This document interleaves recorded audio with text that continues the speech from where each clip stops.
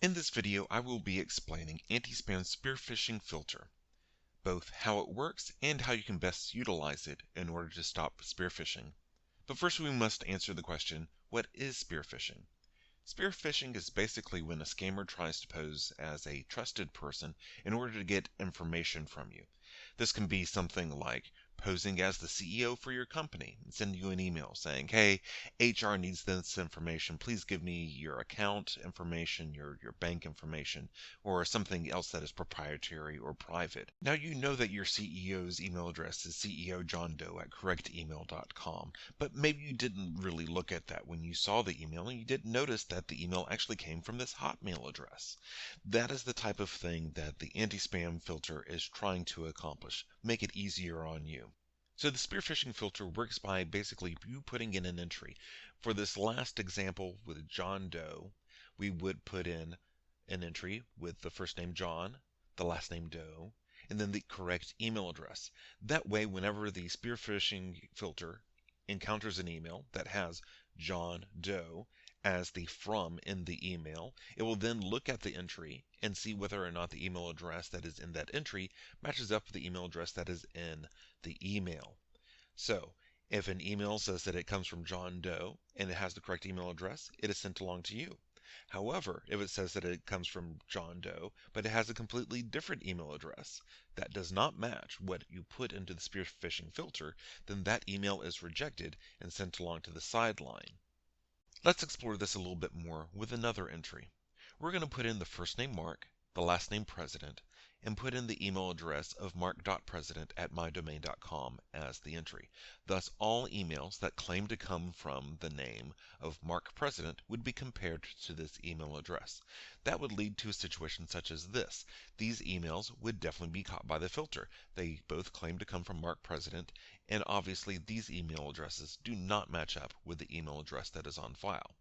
However, if you get emails such as these, one which comes from Marcus President, that does not match up to Mark President, no matter what the email address actually is, so that would get through.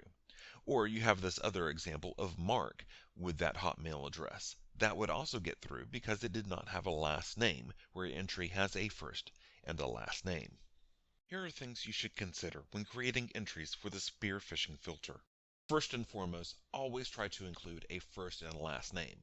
If you only put in a first name of John, then every single email that in the clear text from it says John, whether it's John Smith or John Prine or John Williams or whomever, all of those emails will be compared to the email address you have on file for the John entry, which means that only one person named John will get through to you and all the other Johns will be sidelined.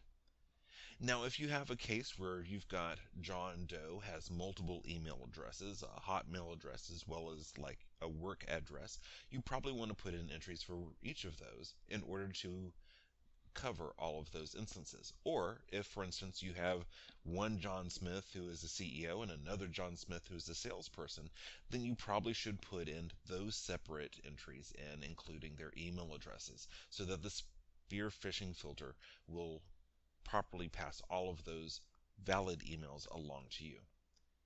And of course, if you've got someone who goes by Andrew sometimes and Andy another time, and they just so happen on one piece of software at home, they have it entered in as Andy, and the work computer that they use, it is entered in as Andrew, then you probably should have a separate spearphishing entry for each one of those names, even if they are of the same email address.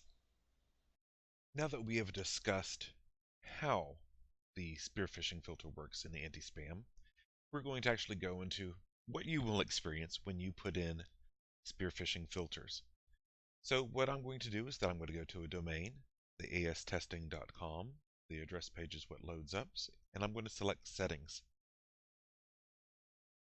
I am then going to scroll down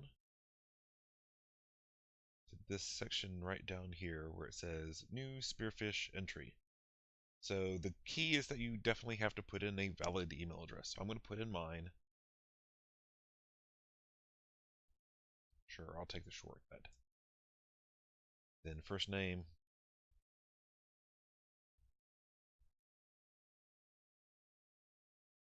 And then save changes.